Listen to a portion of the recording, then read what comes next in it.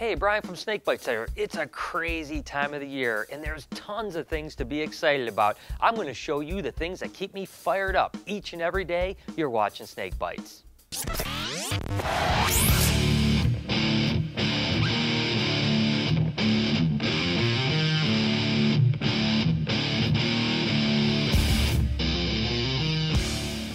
You know, it's hard to explain how crazy it is this time of year when you're a snake breeder and producing tons of stuff. Babies are hatching, you're traveling, shows are going on. Oftentimes it's 18 or 20 hours a day, so you gotta find things that keep you excited. And this time of year, it's all about new acquisitions. That's what really gets me jazzed up. And let's face it, just about anyone that keeps animals always loves to add a new addition to their collection. Well, you guys have seen my black-tailed Crebo before. The problem was she really didn't have a boyfriend that was ready to breed.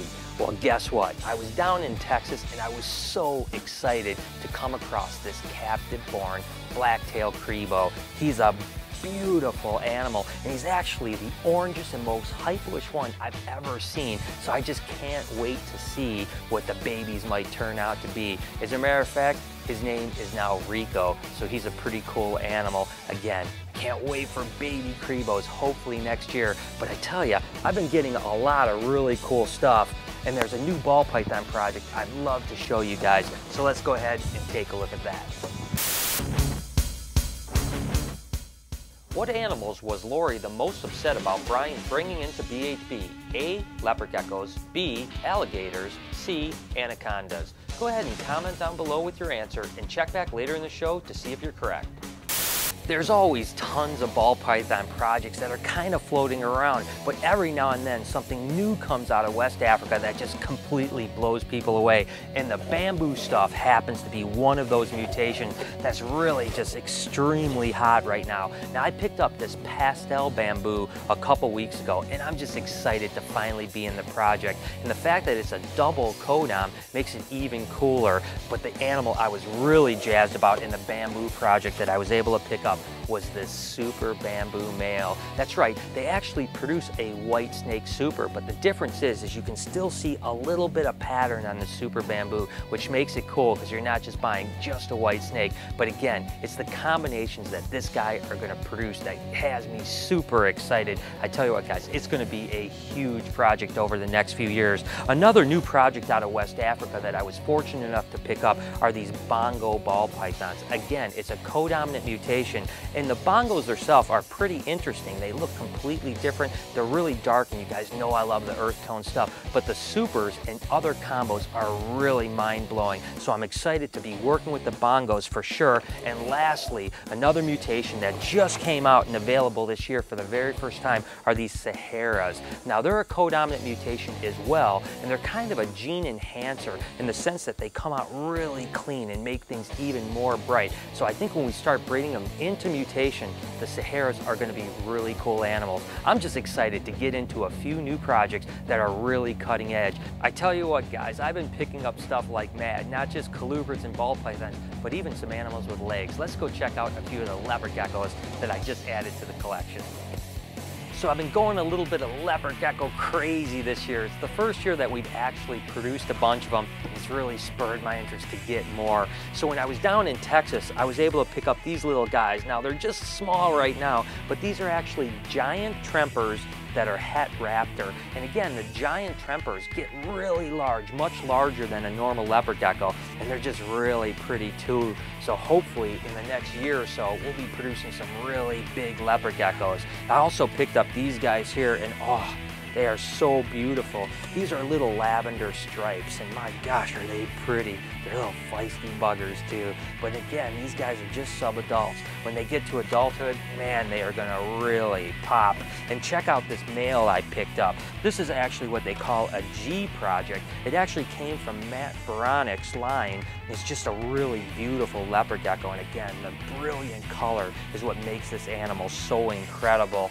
I also picked up some just really nice, bold head pattern animals. Again, you can see how almost patternless this animal is, but look at that mask on it. Oh my gosh, it's just so gorgeous.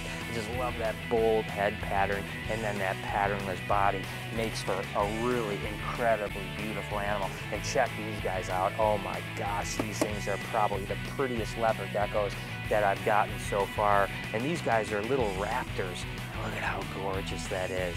I tell you, I'm definitely becoming a leopard gecko nut. My next project is actually probably going to be crested geckos. We're going to work on that really soon. Although adding animals is always something that gets me really excited, especially this time of year, the fact is hatching baby animals is what it's all about when you're a reptile breeder. So every day I can't wait to check the eggs, and I've produced a couple really cool animals that I can't wait to show you. Let's go check it out. Obviously, as a snake breeder, the best thing is hatching baby snakes. But hey, we just did 2 shows about hatching snakes, so I'm not going to bore you with that. But I do have to show you a couple things that are absolutely incredible that we just started hatching. First of all, you guys know I love rhino rat snakes. And look at what we have here. These are little baby rhino rats. And you can still see they have that little appendage right on their nose. Now these guys are from Vietnam, and when they're born, they're kind of a gray, dullish animal. But as they get older, they turn bright green into this beautiful, beautiful snake. Now at this size, believe it or not, they typically just eat fish. Oftentimes it's hard to get them onto pinkies as babies. But within a few meals, they're ready to take pinkies, and they grow really quick. I'm just so excited. This is the very first time that we've ever hatched rhino rats at BHB, so that's pretty darn cool. And check these guys out. Now this is just blowing me away. You guys have seen my scaleless project before. Well, look at this little baby right here that just hatched this morning.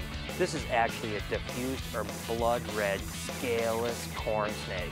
This is going to be absolutely gorgeous when it gets about 6 or 8 inches longer. I tell you what, that's going to be cool. But then I hit this animal as a sibling, and I am just absolutely blown away by it.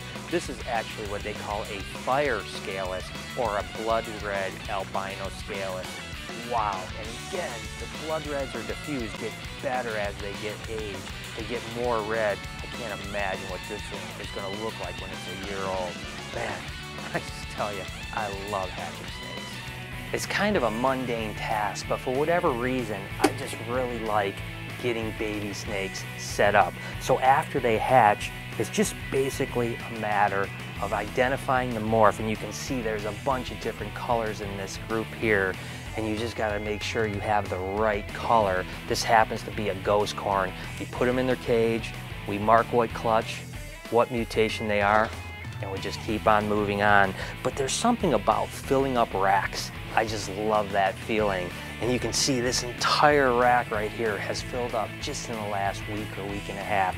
And when you're hatching out 1,000 or 1,200 babies each day, it doesn't take long to get these racks completely full. I tell you, it's a lot of work, but there's just something really cool about it. And once they're set up, then it's time to start feeding them, which is something else that I really love seeing. For whatever reason, that first meal is always the coolest and most exciting meal to me. And some snakes have just shed and are ready to accept their first meal. So let's go ahead and try to feed some of them. 7 to 10 days after a snake hatches, it'll go through its first shed. That's when it's ready to be offered its first meal. Prior to that, it's actually living off the nutrients from the yolk from the egg. So we just offer them frozen pinkies just like this. And let's go ahead and see if this little bugger is ready to accept its first meal. Here you go, little guy. Here you go. Let's see if he's interested. Sure wants it. Come on, little guy.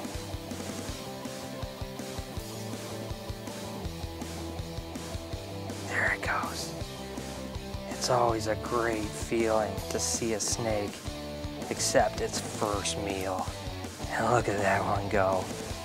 This will tell you that that snake is going to be healthy and is going to thrive for a long time.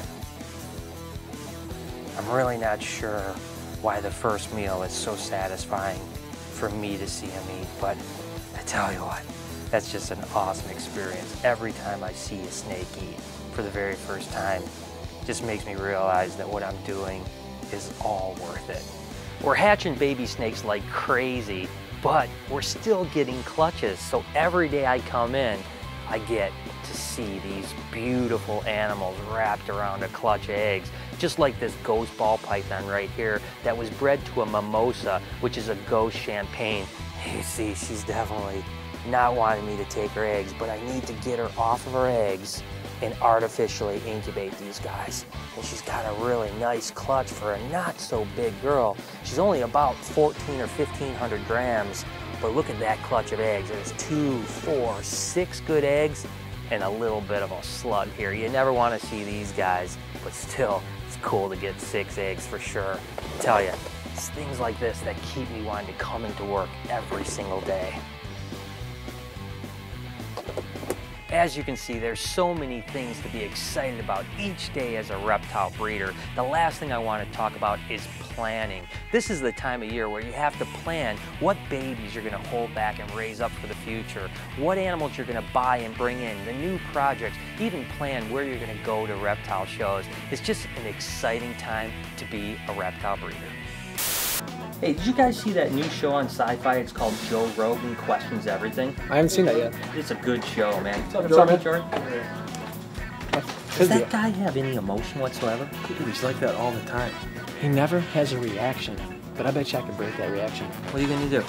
I got an idea, man. See what you can do. Josh, I got it, dude. This is the first thing we can do to try to scare him. And since you're already beastly and hairy, you put this on, jump out, dude. Scare the I'll do it, dude. I'll get him good. All right, man. Hey, Jordan!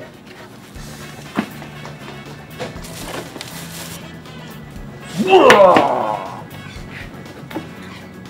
Guys, I gotta show you this video. Check this thing out. What the heck? I'm gonna be singing that all week, dude. What do you think, Jordan? Jordan?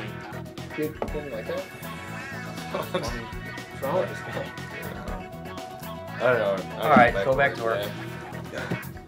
Josh, I've had it, dude. I'm getting a reaction out of him, man. Dude, what are you doing?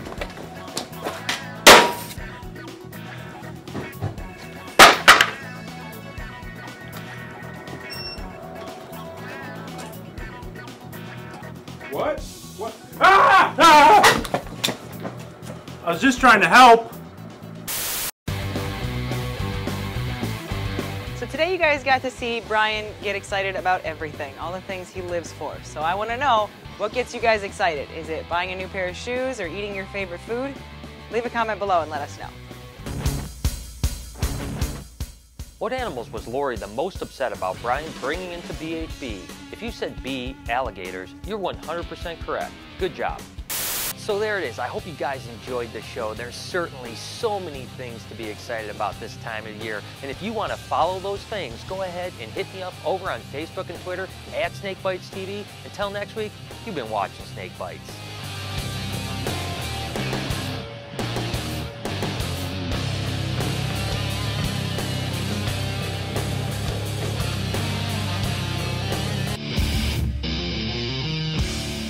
Bamboo project that I was able to pick up was this super bamboo male. That's right, they actually produce a white snake super, but the difference is you can still see a little bit of pattern on the super bamboo.